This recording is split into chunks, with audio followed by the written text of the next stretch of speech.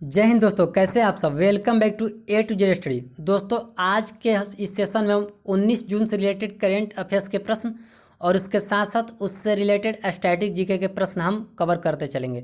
तो आप वीडियो को लास्ट तक से देखिएगा और लास्ट में एक क्वेश्चन ऑफ द डे पूछा जाता है जिसका जवाब आपको कमेंट्स बॉक्स में बतानी होती है।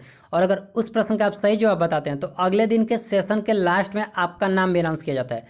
तो चलिए शुरू करते हैं आज की सेशन। चलते हैं आज के पहले प्रश्न पर। आज का पहला प्रश्न है, निम्न में से कौन सा देश संयुक्त राष्ट्र सुरक्षा परिषद के अस्थायी सदस्य के रूप में चुना गया है। तो संयुक्त राष्ट्र, इसका हेड क्वार्टर है अमेरिका के न्यूयॉर्क शहर में और इसकी स्थापना हुई थी 24 अक्टूबर 1945 को।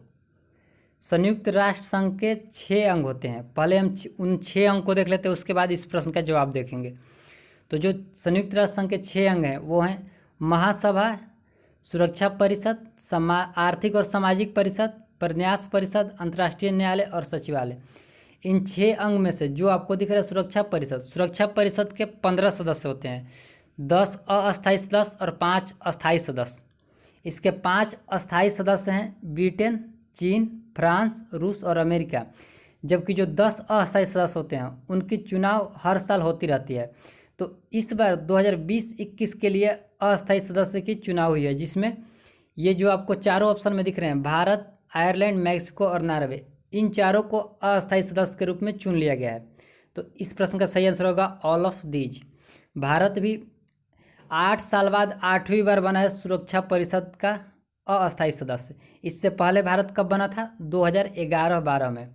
2011-12 में भारत सुरक्षा परिषद का अस्थायी सदस्य था और अब 8 साल बाद 2020 में फिर से चुना गया है 2021-22 सेशन के लिए। तो इस प्रश्न का सही आंसर होगा ऑप्शन नंबर ई। अब हम चलते हैं अगले प्रश्न पर। अगला प्रश्न है, रज पर्व अथवा राजा पर्व उत्सव कहाँ मनाया जाता है। तो ये राजा पर्व उत्सव मनाया जाता है उड़ीसा में। मानसून की शुरुआत में पर्व पृथ्वी की पूजा की जाती है उड़ीसा में रज पर्व अथवा राजा पर्व उत्सव के तहत। तो इस प्रश्न का सही आंसर होगा option number D, Orissa. Orissa की राजधानी है भुवनेश्वर। उड़ीसा के मुख्यमंत्री है नवीन पटनायक और उड़ीसा के राज्यपाल है गणेशी लाल।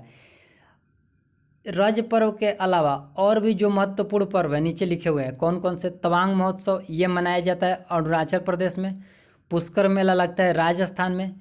खीर भवानी मेला हमने पढ़ा था कुछ दिनों पहले इसके बारे में। खीर भवानी मेला जम्मू कश्मीर में लगता है, जो कि कोरोना वायरस की वजह से खीर भवानी मेला 2020 को स्थगित कर दिया गया था। सिरुई लिली महोत्सव ये मनाया जाता है मणिपुर में। और सबसे महत्वपूर्ण इसमें है hornbill festival. Hornbill festival Naga प्रजातियों के द्वारा मनाया जाता है नागालैंड में, लेकिन 2020 का हॉर्नबिल फेस्टिवल मनाया गया है त्रिपुरा में। तो ये नागालैंड और त्रिपुरा दोनों राज्यों में मनाया जाता है हॉर्नबिल फेस्टिवल। इस प्रश्न का सही आंसर तो होगा उड़ीसा में मनाया गया है रज पर्व अथवा राजा पर्व। तो चलते अब अगले प्रश्न पर। अगला प्रश्न है, मनरेगा के तहत सबसे ज़्यादा रोजगार देने वाला राज्य कौन बन गया है। तो छत्तीसगढ़ को पीछे छोड़ते हुए अब उत्तर प्रदेश बन गया है मनरेगा के तहत सबसे ज़्यादा रोजगार देने वाला राज्य। उत्तर प्रदेश में टोटल 57 लाख से भी ज़्यादा मनरेगा श्रमिकों को रोजगार दिया गया है। यानी कि पूरे देश में जितने भी मनरेगा के मजदूर हैं उसके 18% सिर्फ उत्तर प्रदेश में है।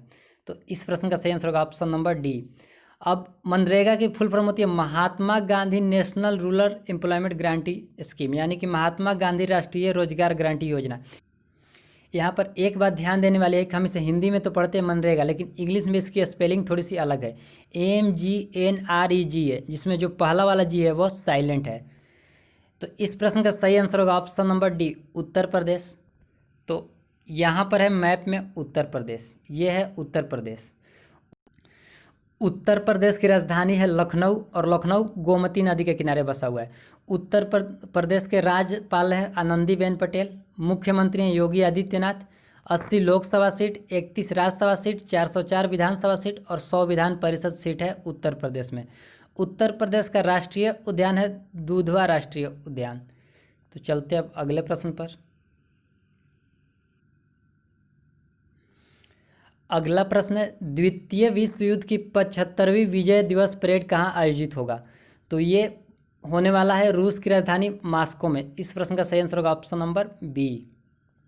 मॉस्को में अभी होने वाला है द्वितीय विश्व युद्ध की 75वीं विजय दिवस परेड, और इसमें अपना देश भारत भी पार्टिसिपेट करने वाला है। भारत की तीनों सेना, थल सेना, जल सेना और वायु सेना, तीनों सेना के 84 सदस्यीय टीम इस परेड में भाग लेने वाली है। और 8 और 9 मई को अभी मनाया गया है द्वितीय विश्व युद्ध के दौरान जान गंवाने वाले लोगों की स्मृति और सम्मान का दिवस। ये मनाया गया है यूनाइटेड नेशन के द्वारा। और 9 मई को यानी कि पिछले महीने में अभी दिया गया है रूस के राष्ट्रपति व्लादिमीर पुतिन के द्वारा उत्तर कोरिया के तानाशाह किम जोंग उन को वर्ल्ड वार II मेडल से भी सम्मानित किया गया है। तो इस प्रश्न का तो सही आंसर होगा ऑप्शन नंबर बी, मॉस्को में होने वाला है 75वीं विजय दिवस परेड वर्ल्ड वार II की। चलते अब अगले प्रश्न पर।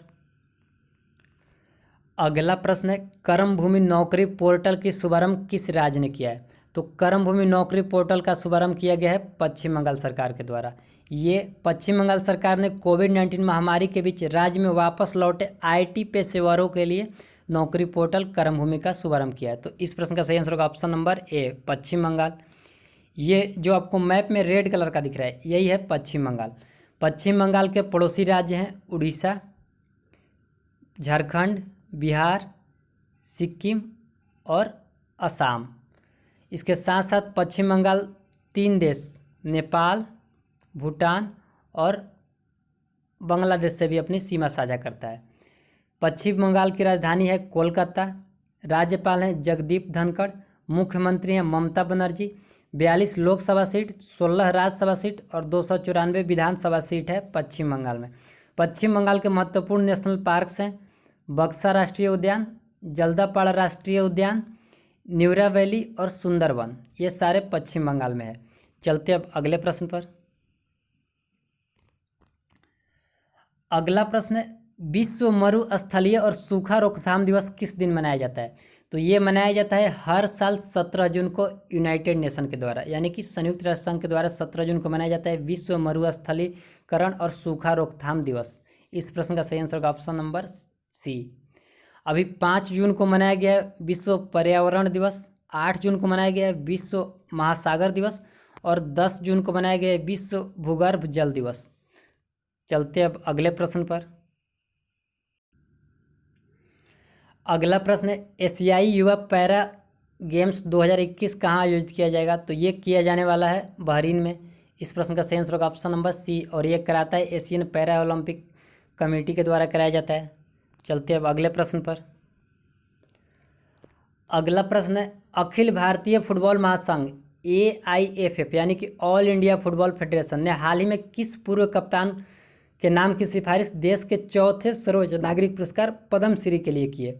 तो पद्मश्री ये हमारे देश का चौथा सबसे बड़ा नागरिक पुरस्कार है। पहला है भारत रत्न, दूसरा है पद्म विभूषण, तीसरा है पद्म भूषण और चौथा है पद्मश्री।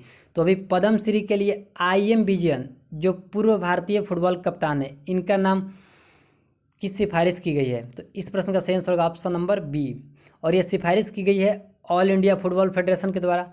तो वर्तमान में ऑल इंडिया फुटबॉल फेडरेशन के प्रेसिडेंट हैं प्रफुल्ल पटेल और इसका हेड क्वार्टर है न्यू दिल्ली में। तो ये थी आज के करेंट अफेयर्स की सेशन की लास्ट क्वेश्चन। अब हम चलते हैं क्विज पर। पिछले वीडियो में आपसे प्रश्न पूछा गया था हाल ही में जारी फीफा रैंकिंग में पहले स्थान पर कौन सा देश है? तो अभी फीफा रैंकिंग में पहले स्थान पर आया है बेल्जियम, दूसरे स्थान पर है फ्रांस, तीसरे स्थान पर है ब्राज़ील और भारत की रैंकिंग आई है 108। तो इस प्रश्न का सही आंसर होगा ऑप्शन नंबर है बेल्जियम। और इस प्रश्न का जिन जिन लोगों ने सही आंसर दिया था उनके नाम हैं मनीष रॉय, गौरव सिंह, अक्षय कुमार, दीपेंद्र सिंह, अरुण कुमार, सूरज कुमार, कुलदीप पाल, अनिकेत केसरकर, अंकुर यादव, राहुल कुमार, आदर्श कुमार, PK, हरिओम पांडे, अजित कुमार मौर्य, दिलीप कुमार, सौरभ कन्याल, अभिषेक यादव, रोहित चौहान, कृष्णा कुमार, विनीत वालियान, अभिषेक राज और अमित कुमार। इन सारे लोगों ने इस प्रश्न का सही आंसर दिया था। अब हम चलते हैं क्वेश्चन ऑफ द डे पर। आज के लिए प्रश्न है बिहार खादी के ब्रांड एम्बेसडर कौन बने हैं? इस प्रश्न का सही जवाब आपको कमेंट्स बॉक्स में बताना है। आपके पास ऑप्शंस हैं पंकज त्रिपाठी, मनोज वाजपेयी, संजय मिश्रा या शत्रुघ्न सिन्हा। इस प्रश्न का अगर आप सही जवाब बताते हैं तो अगले दिन के सेशन के लास्ट में आपका नाम भी अनाउंस किया जाएगा। अब यहीं पर आज के करेंट अफेयर्स की सेशन को एंड करते हैं। अगर ये वीडियो आपको अच्छा लगा हुआ तो इस वीडियो को आप लाइक करिए, एक बार इस वीडियो को आप लाइक करिए। अब हम मिलते हैं फिर कल के करेंट अफेयर्स के सेशन में। तब तक के लिए आप घर पर रहिए, सुरक्षित रहिए, पढ़ते रहिए। Take care, bye bye.